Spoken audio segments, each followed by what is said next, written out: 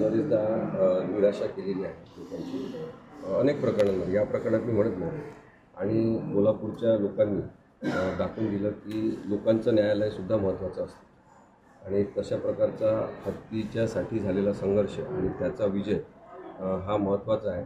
राजूभाऊ शेट्टी असतील, बगाडे सर आहेत, ते सागरजी आहेत, सगळेजण सगळ्यांसोबत ज्या ताकदीने सगळ्या धर्माचे लोक उभे राहिले हत्ती परत आणण्यासाठी, त्याच्याबद्दलच्या घडामोडी आपल्याला राज्य सरकारमध्ये मुख्यमंत्री दखल घेण्यापर्यंत बघायला मिळाल्या. आणि मला वाटते की हत्तीच्या निमित्ताने लोकशाही प्रस्थापित होताना पहिल्यांदा कोल्हापुरात दिसत. कारण की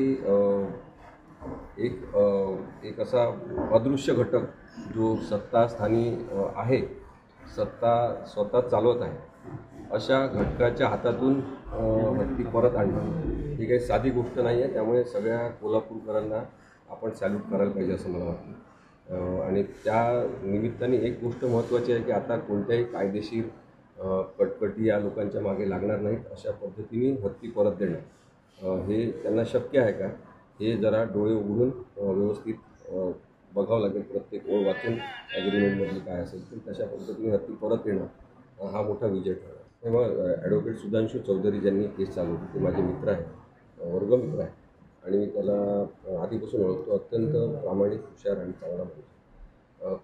मी वारंवार सांगण्याचा प्रयत्न करतो की कोणी कितीही हुशार असेल, कायद्यामध्ये काय म्हणतात आपण माहितीगार असलेला असेल, तरीसुद्धा अशी परिस्थिती झालेली आहे की एक तिसरा घटक आपण विसरतो, न्यायाधीश, न्यायव्यवस्था.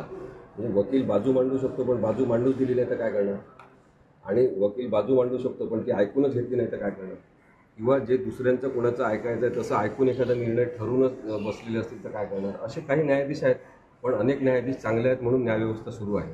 आणि त्यामुळे वकिलांचा आता प्रश्न उरला नाही. राजूभाऊ शेट्टी किंवा बाकी सगळ्यांनी ज्या पद्धतीने याच्यामध्ये मध्यस्थी केलेली आहे, सरकारने सांगितलं की आता माधवी हत्ती आपल्याला परत देणार. परत देताना काही सोयीसुविधा इथे असल्या पाहिजे, त्याच्यासाठी खर्चाची तरतूद कोण करणार, त्या कशाप्रकारे तरतुदी असल्या पाहिजे आणि हत्तीचं जीवन अधिक चांगलं होईल यासाठी काय करायचं, याबद्दलचे अटी, शर्ती, नियम हे ॲग्रीमेंटच्या स्वरूपात येतील.